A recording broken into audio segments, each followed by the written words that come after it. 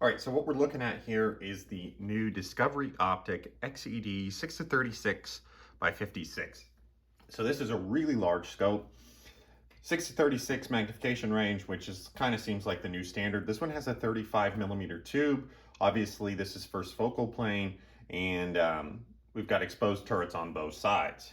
Now, if you've been watching the channel for a little while, this is my third Discovery Optic. Now, they have sent me all of these for free, so I've not paid for them, but they're a very affordable optic. I think this one currently is running about $600. It's their most expensive optic. Just for a little background, the company is a Chinese company, but they've kind of moved over as far as trying to do some sales and things like that in the US. So everything ships from the US, and I believe they have a US headquarters.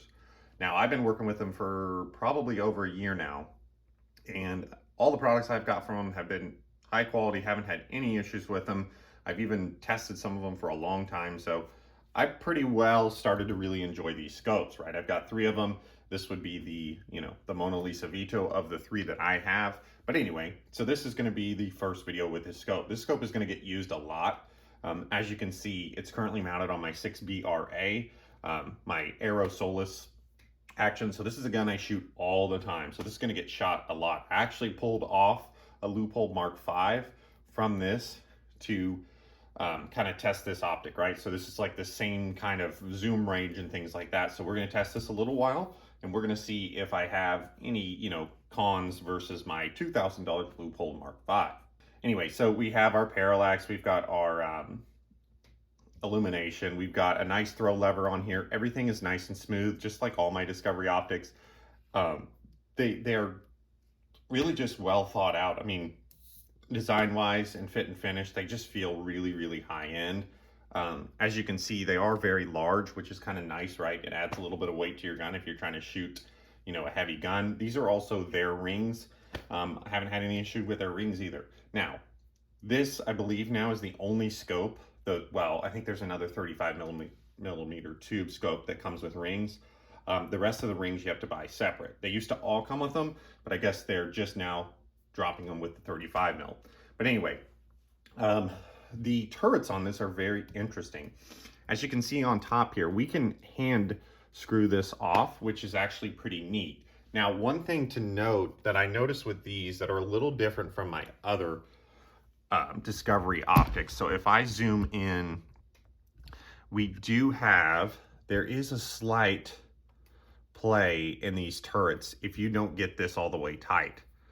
So this has something to do with kind of locking this down. But as you can see,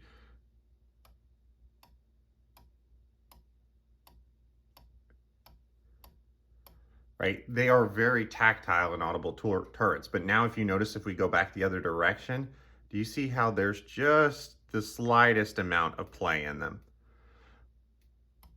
This really is the first Discovery optic that I've had that has this little bit of play in them.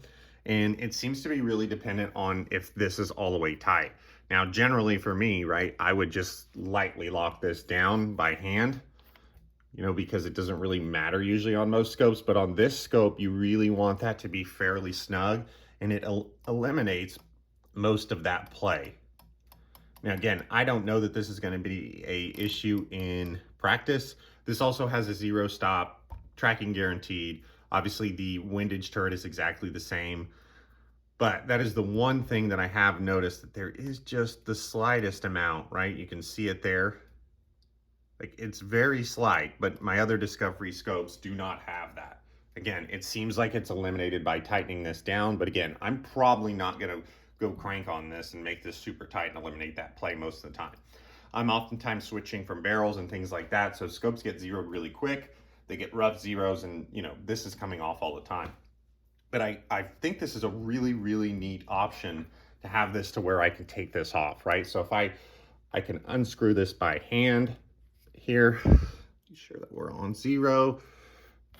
And I don't need any tools or anything like that to reset the turret to 0. We can see we've got gaskets and things like that in there. And then our turret system looks quite robust, just like most of them, right? And this is our 0 stop. Don't currently have it set, but it would be easy to set, just like all the scopes these days are. But anyway, so again, I can reset those turrets just by hand, no tools or anything like that. Again, You notice if that's quite loose, which is how I would run it. Do you see how there's a little more play there? So you really do, if you want, your, optimal feel and things, need this to be all the way tightened down, which I would say is a little bit of a con, because again, this is how I would run it. If that little bit of play wasn't there, right? This wouldn't be super tight, because then it's, easy to spin off and change scope. Again, shouldn't be a problem if this is one of those kind of things where you're going to set this on here and forget it. If you tighten this down, you could see that play is pretty well eliminated. But one thing to note with that, again, comes with this throw lever, nice and smooth. It is a 35mm tube, which makes it a pain to get a bubble level. But, elevation and windage are pretty much the same. Scope caps come with it. It comes with all the stuff that Discovery Optics usually come with, right? They come with good scope caps, like really nice scope caps. So anyway, so what we're gonna do is we're gonna go hit the range. Now, for you guys watching this, I've already shot this. I've already got this zeroed. As you can see, this turret's on 0. And so far, on a nice day, I'm really impressed with the optical quality. 6-36, I was shooting it on 36 power. Here soon, I'll have a way to put a scope cam on the eyepiece here, and we'll show a bunch of videos through it, but I'll just pop up a couple videos and pictures through the scope. My trigger cam won't fit on here, so that's why this is the way that it is, but you're gonna see this a bunch going forward. I'm really impressed with it so far. We'll see how it performs, but so far, a really awesome optic. Check out some footage here, me sighting it in and shooting some groups. All right, so we're gonna go ahead and get this new Discovery optic that you guys just saw sighted in, and then I'll show you some views through the scope. The eyepiece here is too big for my scope or my trigger cam, but I've got a solution to that coming up real soon here, and we will rectify that. So I'm gonna shoot a few rounds here. This shot pretty good, like 0.6 inches whenever we shot it before, so should be a good little load within 140 to just go ahead and get things sighted in. We'll see how many rounds we shoot, and we'll see what we need. I did bore sight it, so we should be fairly close. And this is in their rings that it came with. Now, not all their scopes come with rings anymore. This one, because it's got a 35 tube, comes with rings. So let's just shoot one and see how close we are and adjust from there. It is quite humid and hot out right now, so again, we'll see how these shoot. I do have my can on the end there. Tell you what a heck of a bore sight there.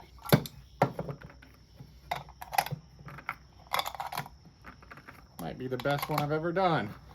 I was aiming at the tip of that diamond there, and as you can see, we're just above that. All right, let's take the same point of aim.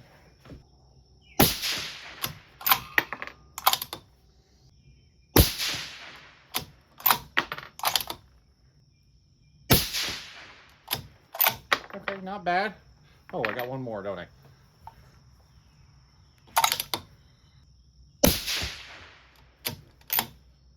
Okay, let's go ahead and let's make an adjustment. So we need to go, let's go 1 click down. I think we can stand to go 2 clicks right. Let's do another group here.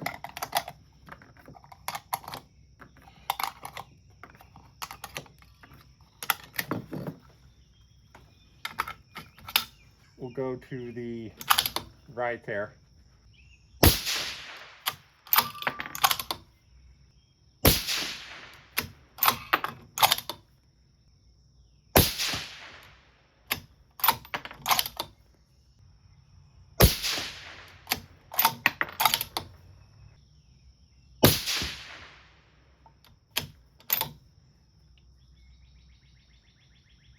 Okay, again, not bad looking at all.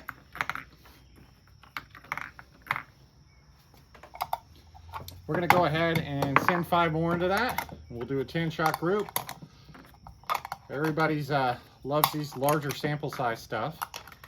So we're gonna play the game too. Now, I think Hornady says you gotta use more than 10 shots to zero gun, but for my purposes, I'm fine with this.